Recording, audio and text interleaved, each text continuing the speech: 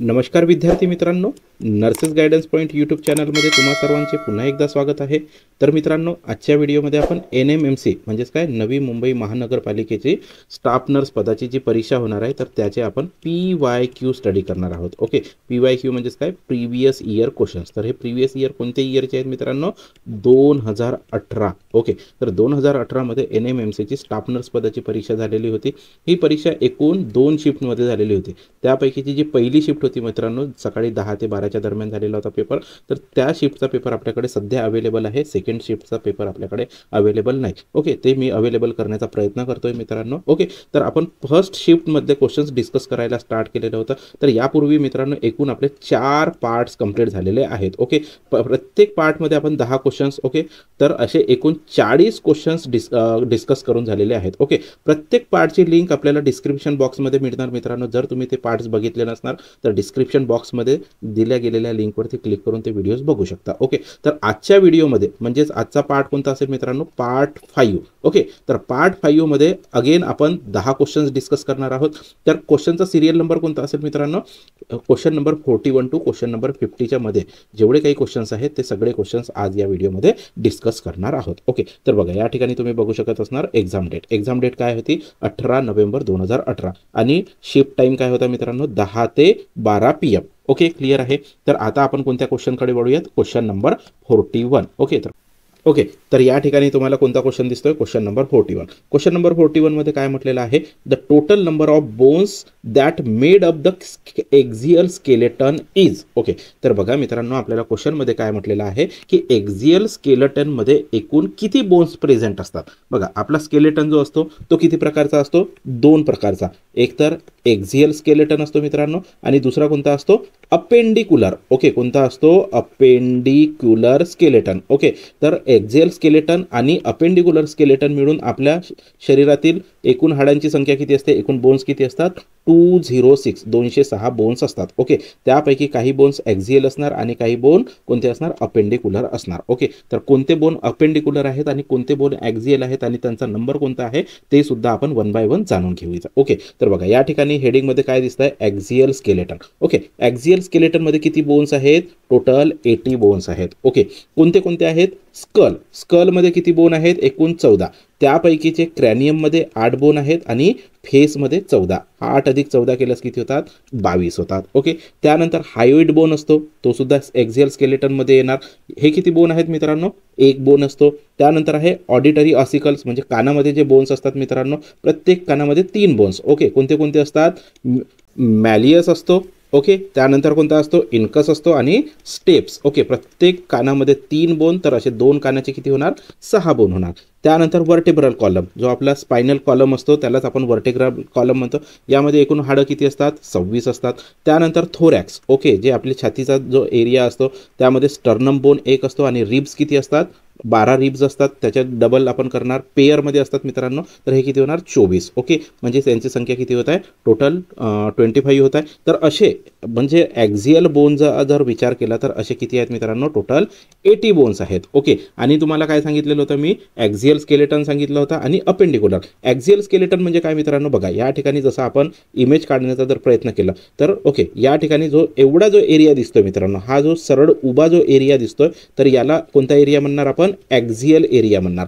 Okay, आणि दुसरा कोणता आहे? अपेंडिक्युलर। अपेंडिक्युलर म्हणजे कोणता? जे आपल्या एक्स्ट्रीमिटीज असतात, ओके, लोअर एक्स्ट्रीमिटीज आणि अप्पर एक्स्ट्रीमिटीचा जो एरिया आहे तर त्याला आपण काय म्हणून घेणार? अपेंडिक्युलर बोन्स म्हणणार। ओके, क्लियर आहे। तर अपेंडिक्युलर बोन्सची सुद्धा संख्या जाणून घेऊयात। ओके, तर अपेंडिक्युलर स्केलेटन मध्ये किती बोन्स असतात? एकूण 126 बोन्स असतात। ओके, त्यापैकी पेक्टोरल म्हणजे जे शोल्डर आहे मित्रांनो, तर शोल्डर प्लस त्याच्या शोल्डर गर्डल म्हणून घेऊयात, तर क्लॅव्हिकल 2 असतात आणि स्कॅपुला 2 असतात, तर एकूण किती होतात? 4 होतात। त्यानंतर अप्पर लिम मध्ये काय येणार? ह्युमरस येणार 2, रेडियस येणार 2, अल्नर बोन 2 असतात, कार्पल बोन 16 असतात, मेटाकार्पल 10 असतात, फॅलेंजेस 28 असतात, तर हे एकूण किती होतात? 60 होतात। ओके, त्यानंतर आहे पेल्विक म्हणजेच काय? Heap girdle. Okay, pelvic girdle किंवा त्याला हिप गर्डल म्हणू शकतो, ज्यामध्ये हिप बोन और इनॉमिनेट बोन किती असतात? टोटल 2 असतात। ओके, क्लियर आहे। त्यानंतर आहे lower limb. Okay, lower limb मध्ये काय असणार? फिमर असेल, पटेला असेल, फिमर 2, पटेला 2, टिबिया बोन 2 असणार, फिबुला बोन 2 असणार, टार्सल 14 असणार, मेटाटार्सल 10 असणार आणि फॅलेंजेस किती असतात 28. तर अशी एकूण संख्या किती असते 60. ओके, तर ह्या सगळ्यांना ज्यावेळेस ॲड करतो म्हणजेच अपेंडिक्युलर बोनची सब टोटल किती होणार 126. ओके, तर यांचे आता ग्रँड टोटल जर विचार केला मित्रांनो तर ॲक्झियल बोन किती समजून घेतलेले होते आपण 80 समजून घेतले होते आणि अपेंडिक्युलर बोन किती सांगितलेले आहेत आता जस्ट आपण डिस्कस केलेले आहे 126.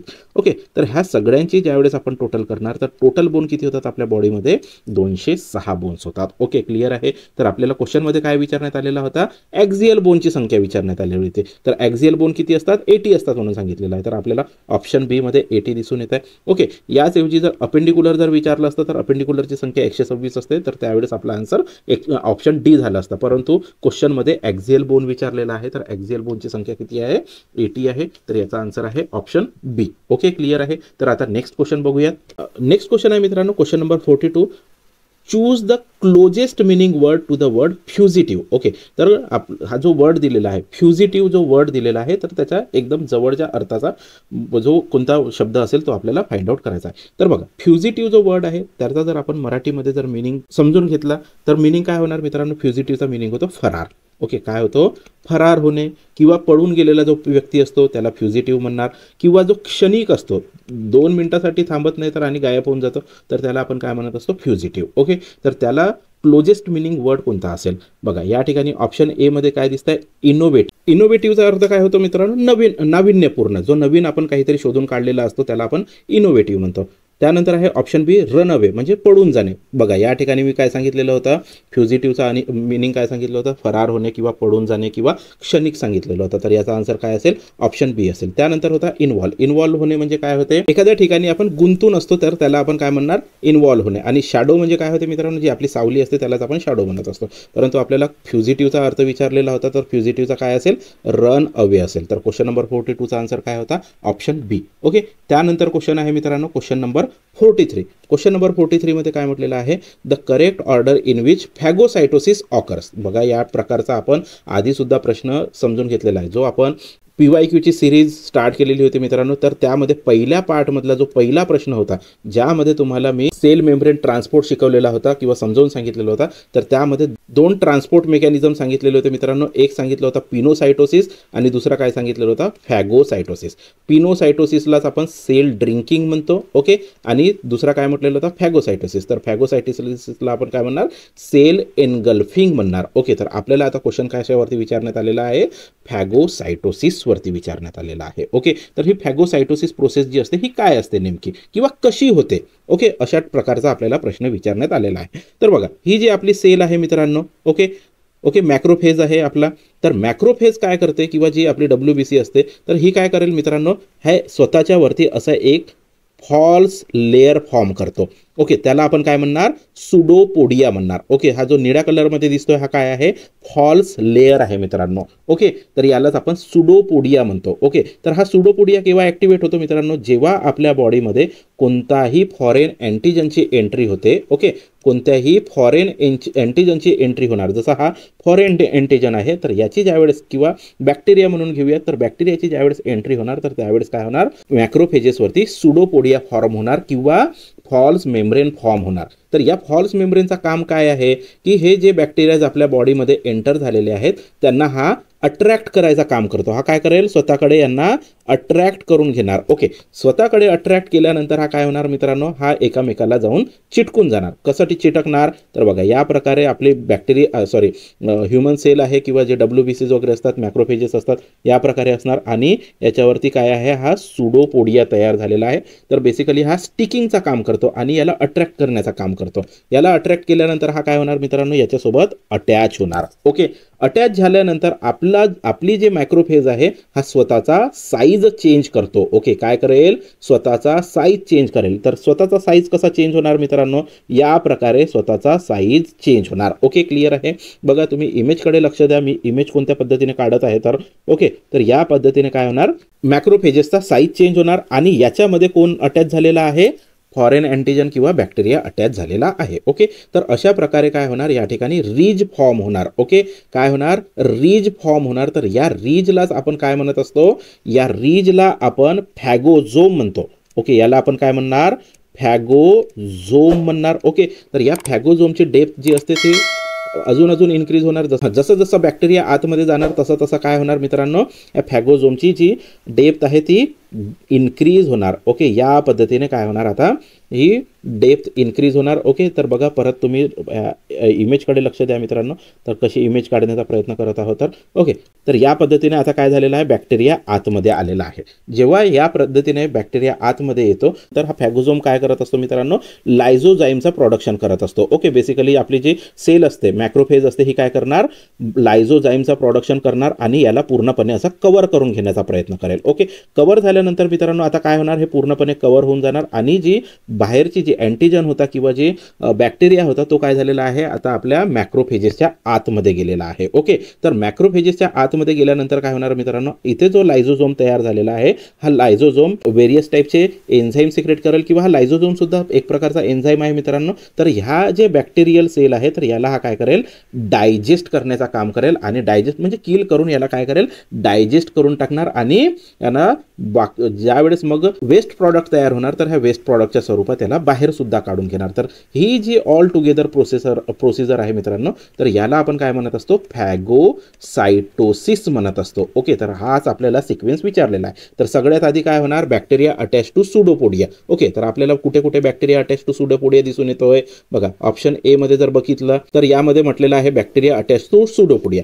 ऑप्शन बी मध्ये काय म्हणूया, phagosome fuse with lysosome. Directly fuse होत आहे का मित्रांनो, नाही, तर हा आन्सर होणार नाही. Okay, bacteria attach to pseudopodia of macrophages या ठिकाणी सुद्धा म्हटलेलं आहे. आणि डी मध्ये काय म्हटलेलं आहे, bacteria attach to pseudopodia. Okay, pseudopodia तयार झाल्यानंतर काय होणार मित्रांनो, या ठिकाणी काय होणार, फॅगोझोम फॉर्म होणार. फॅगोझोम्स फ्यूज विथ लायझोझोम. डायरेक्ट फ्यूज होत आहे का फॅगोझोम, नाही, आधी तर हा फॉर्म होत आहे, तर हा सुद्धा आन्सर होणार नाही. तर या ठिकाणी काय म्हणून घेऊयात, आता ऑप्शन सी आणि ऑप्शन डी मध्येच आपला आन्सर असेल, लायझोझोमल एन्झाईम डायजेस्ट. डायरेक्ट डायजेस्ट करत आहे का मित्रांनो, नाही, डायरेक्ट डायजेस्ट करत नाही. तर बघा या ठिकाणी आपल्याला सिक्वेन्स दिसून येणार. काय म्हटलेलं होता, bacteria attach to pseudopodia of macrophages झाला अटॅच. त्यानंतर काय म्हटलेलं आहे, bacteria is ingested forming a phagosome. Okay, बॅक्टेरियाला काय करत आहे, फॅगोझोम तयार करून इंजेस्ट करण्याचा प्रयत्न करत आहे.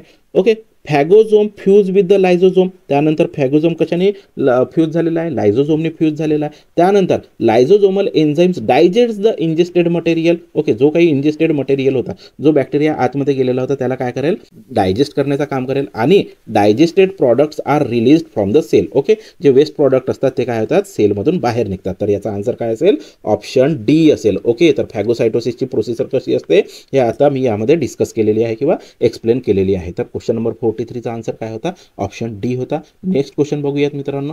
नेक्स्ट क्वेश्चन आहे क्वेश्चन नंबर 43.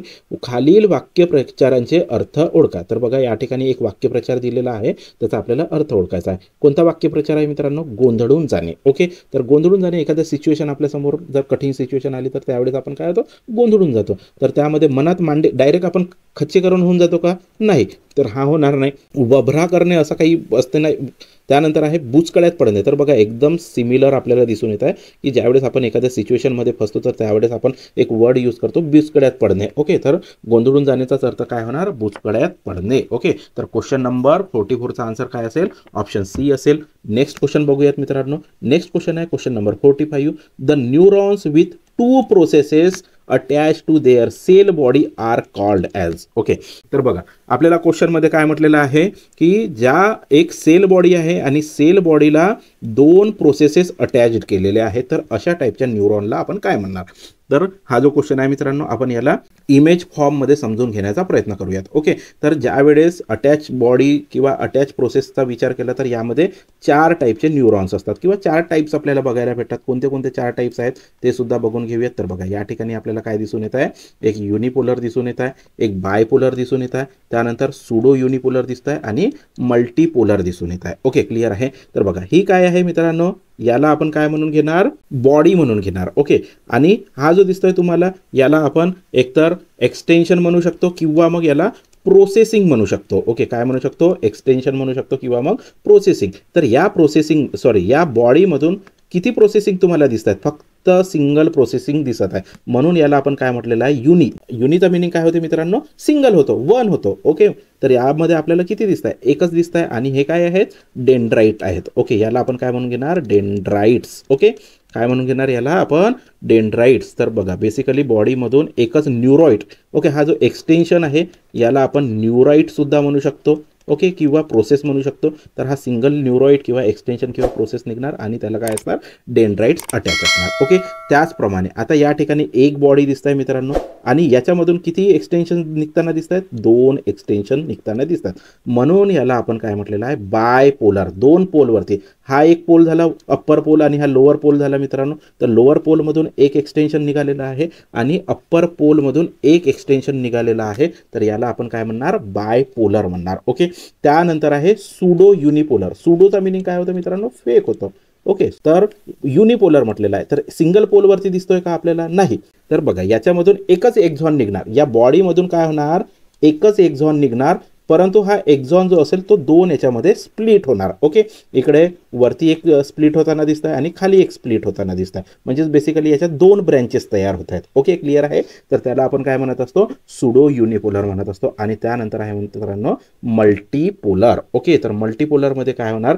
सिंगल एक्झॉन असेल मित्रांनो. ओके, आणि या सिंगल एक्झॉनमध्ये मल्टिपल डेंड्राइट्स असणार. ओके, जशी ही बॉडी आहे मित्रांनो, तर या बॉडीला मल्टिपल्स आपल्याला डेंड्राइट्स अटॅच झालेले दिसत आहेत. Okay, dendrites.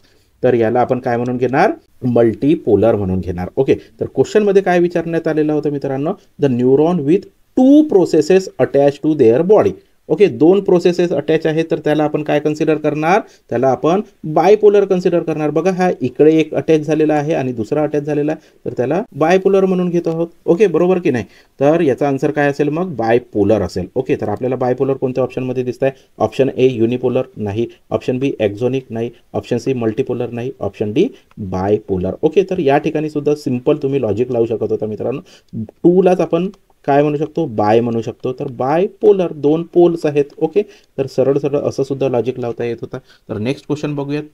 नेक्स्ट क्वेश्चन आहे मित्रांनो question number 46. Generally situation of immune system dysfunction or failure can be categorise into. तर बघा, आपल्या बॉडीमध्ये काय असते? इम्युन सिस्टीम असते. इम्युन सिस्टीम म्हणजे काय? Resistance power. ओके, कशाचा रेजिस्टन्स पॉवर? जे आपल्या बॉडीमध्ये फॉरेन अँटीजन येतात. ओके, तर या अँटीजनला किल करण्याचा आणि डिसीजपासून प्रिव्हेंट करण्याची जी आपली कॅपॅसिटी असते त्यालाच आपण काय म्हणत असतो? इम्युन सिस्टीम म्हणत असतो. समजा जर त्या इम्युन सिस्टीममध्ये काही डिसफंक्शन आला किंवा ती फेल झाली, तर त्याला आपण कोणत्या कोणत्या कॅटेगरीमध्ये कॅटेगराइज करू शकतो? ओके, तर बघा, ऑप्शन बघूयात. Autoimmune, option B immune deficiency, option C hypersensitivity, option D all of the above. तर बघा, एक तर काय होणार? आपली जी इम्युन सिस्टीम असेल, जी नॉर्मल इम्युन सिस्टीम जेवढी राहायला पाहिजे ती त्याच्यापेक्षा काय होणार? एकदम जास्त होऊन जाणार. त्याला आपण काय म्हणत असतो? हायपर सेन्सिटिव्हिटी म्हणत असतो. ओके, तर म्हणजे हा एक प्रकार आहे. किंवा जी नॉर्मलपेक्षा जर एकदम कमी जर झाली तर त्याला आपण काय म्हणून घेणार? इम्युन डेफिशियन्सी म्हणणार. ओके, अगेन ऑटो इम्युन म्हणजे काय होतं मित्रांनो? बेसिकली जसं आपल्या बॉडीमध्ये जेव्हा फॉरेन अँटीजन येतात तर त्यावेळेस आपली इम्युन सिस्टीम ॲक्टिवेट होते, परंतु कधी कधी काय होते की आपली जी स्वतःची जी इम्युन सिस्टीम असते ती आपल्या ज्या बॉडीमधल्या ज्या नॉर्मल सेल्स आहेत त्यांना ती आयडेंटिफाय करू शकत नाही आणि स्वतःच्याच सेलवरती, म्हणजे ज्या नॉर्मल सेल्स आहेत बॉडीच्या त्याच्यावरतीच अटॅक करायला लागते, तर त्याला आपण ऑटो इम्युन डिसीज म्हणत असतो. तर ही सुद्धा इम्युन डिसफंक्शनचा एक प्रकार आहे. म्हणजेच इम्युन डिसफंक्शनमध्ये कोणते प्रकार आहेत? ऑटो इम्युन डिसीज आहे, इम्युन डिफिशियन्सी आहे आणि हायपर सेन्सिटिव्हिटी सुद्धा आहे. ओके, तर क्वेश्चन नंबर 46चा आन्सर काय असेल? All of the above. Okay, तर नेक्स्ट क्वेश्चन बघूयात मित्रांनो. नेक्स्ट क्वेश्चन आहे क्वेश्चन नंबर 47. बघा, एक सेंटेन्स दिलेला आहे की काय लिहिलेलं आहे? हे कर्म मी करता का आचरेन या अर्था ऐसा अभिमानू झने चित्ता रिंगो देसी या ओळीमधील वृत्त ओळखा. ओके, तर वृत्त कोणता आहे ते आपल्याला ओळखायचा आहे. ओके, क्लिअर आहे. तर ऑप्शन बघूयात. ऑप्शनमध्ये काय म्हटलेलं आहे? अभंग, ऑप्शन बी ओवी, ऑप्शन सी नववधू, ऑप्शन सी वसंत तालिका. तर बघा, याला सरळ सरळ आपण समजण्याचा प्रयत्न करूयात मित्रांनो. हा जो क्वेश्चन आहे हा कशाचा आहे? ओवी आहे. ही जी तुम्हाला दिसत आहे ना, ही काय आहे? ओवी आहे. ओके, क्लिअर आहे. तर याचा आन्सर काय असेल? ऑप्शन बी. आता अभंग कोणाला म्हणणार? तर बघा, हे अभंग जे असतात हे भक्ती आणि आध्यात्मिक असतात. कसे असतात? भक्तिपूर्ण असतात आणि आध्यात्मिक असतात. जनरली अभंग कोणासाठी आपण गात असतो? विठ्ठलाच्या भक्तीसाठी गात असतो. ओके, विठ्ठलाच्या भक्तीसाठी आपण काय गात असतो? अभंग गात असतो. ओके, परंतु हा अभंग नाही आहे मित्रांनो, यामध्ये भक्ती आणि आध्यात्मिकपणा काही दिसत नाहीये. ओके, परंतु ओवीमध्ये काय असतं मित्रांनो? यामध्ये कथात्मक किंवा गीतात्मक असतो. ओके, काय म्हटलेलं आहे? कथात्मक किंवा गीतात्मक. ओके, एखादी कथा सांगणार किंवा गीत म्हणून दाखवण्याचं, जसं या ठिकाणी गीत दिसत आहे. ओके, तर हा बेसिकली आपण डिवोशनल, हा सुद्धा भक्तीच्या स्वरूपातच गट म्हटले जाते, परंतु याच्यामध्ये आध्यात्मिक काही नसतो मित्रांनो. ओके, याच्यामध्ये कसा असतो? कथात्मक किंवा गीतात्मक असतो. ओके, तर क्वेश्चन नंबर 47चा आन्सर काय असेल? ऑप्शन बी असेल. नेक्स्ट क्वेश्चन आहे क्वेश्चन नंबर 48. ओके, तर बघा क्वेश्चन नंबर 48 मध्ये काय म्हटलेलं आहे? Merkel cells, keratinocytes, melanocytes and Langerhans cells are all present in which layer of the skin? Okay, तर बघा मर्कल सेल्स किंवा केरॅटिनोसाइट, मेलॅनोसाइट्स अँड लँगरहॅन्स सेल्स स्किनच्या कोणत्या लेअरमध्ये प्रेझेंट असतात? ओके, तर बघा स्किनमध्ये किती लेयर्स असतात? एकूण 2 लेयर्स असतात. ओके, कोणता असतो? एक तर इपिडर्मिस असतो आणि दुसरा कोणता असतो? डर्मिस लेयर असतो. ओके, डर्मिसच्या जो वरचा असेल त्याला आपण काय म्हणणार? इपिडर्मिस लेयर म्हणणार. ओके, तर या इपिडर्मिस लेयरमध्ये अगेन आपल्याला 5 लेयर्स बघायला भेटतात. ओके, त्याचप्रमाणे डर्मिस लेयरमध्ये आपल्याला अगेन 2 लेयर्स बघायला भेटतात. तर इपिडर्मिसमध्ये कोणते 5 लेयर्स आहेत आणि डर्मिसमध्ये कोणते लेयर्स आहेत ते सुद्धा आपण 1 बाय 1 बघून घेऊयात. ओके, तर बघा या ठिकाणी काय म्हटलेलं आहे? Skin is made up of 2 layers. मी आता जस्ट सांगितलेलं आहे मित्रांनो, किती लेयर पासून बनलेला असतो? 2 लेयर्स पासून. एक काय असेल? इपिडर्मिस आणि दुसरा काय असेल? डर्मिस. डर्मिसच्या वरचा कोणता असतो? इपिडर्मिस. इपीचा अर्थ अबो होतो मित्रांनो. इपीचा अर्थ काय होतो? अबो होतो. ओके, क्लिअर आहे. तर बघा जो सुपरफिशियल आणि एकदम थिन पोर्शन असतो which is composed of epithelial tissue is called as epidermis. Okay, जो इपिथेलियल टिश्यूज पासून तयार झालेला आहे त्याला आपण काय म्हणणार? एकदम सुपरफिशियल लेअर आहे, थिन आहे आणि इपिथेलियल लेअर पासून तयार झालेला आहे त्याला आपण इपिडर्मिस म्हणतो. त्याचप्रमाणे जो डीपर लेअर आहे, थिक आहे आणि कनेक्टिव्ह टिश्यू पासून बनलेला आहे त्याला आपण काय म्हणत आहोत? डर्मिस म्हणत आहोत. ओके, तर जसं मी तुम्हाला म्हटलेलं होतं की इपिडर्मिसमध्ये 5 लेयर्स असतात आणि डर्मिसमध्ये 2 लेयर्स असतात. कोणते कोणते लेयर्स असतात ते सुद्धा बघून घेऊयात. बघा या ठिकाणी काय म्हटलेलं आहे? Epidermis has 5 layers. कोणते कोणते 5 लेयर्स आहेत? स्ट्रॅटम कॉर्नियम, त्यालाच आपण काय म्हणतो? Horny layers. It is the outer most layer, सगळ्यात वरचा लेयर आहे. Okay, consist of dead cells, त्यालाच आपण म्हणणार कॉर्निओसाइट्स. ओके, त्यानंतरचा सेकंड लेयर आहे स्ट्रॅटम लुसिडम. कशापासून तयार झालेला असतो? It consist of translucent cells contain keratin only present in the thick skin areas like fingerprints, palms and सोलमध्ये प्रेझेंट असतात. ओके, त्यानंतर आहे stratum granulosum. Okay, a thin layer with 2 or 5 rows of flattened rhomboid cell. Okay, त्यानंतर आहे मित्रांनो 4th layer stratum स्पिनोझम, त्यालाच आपण prickle sale layer सुद्धा म्हणू शकतो. It consist of keratinocytes with some spine like protoplasmic projection.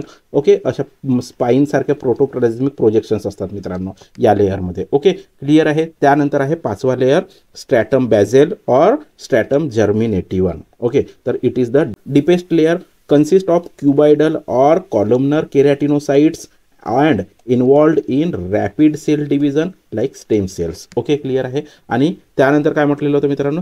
Dermis. तर डर्मिसचे किती लेयर्स असतात? 2 लेयर्स असतात. कोणता कोणता असतो? जो सुपरफिशियली पॅपिलरी लेअर असतो यामध्ये काय कंटेंट असणार? Blood vessel, lymphatics, nerve fibres, chromatophores, dermal ridge ज्यामध्ये फिंगरप्रिंट्स आणि फुटप्रिंट्स तयार होतात. Okay, and deeper reticular layer contains reticular and elastic fibres. Okay, तर बघा या ठिकाणी 2 लेअर कोणते कोणते? सुपरफिशियली पॅपिलरी लेअर आणि डीपर रेटिक्युलर लेअर हा सेकंड लेअर आहे मित्रांनो. ओके, ज्यामध्ये reticular and elastic fibres present असतात.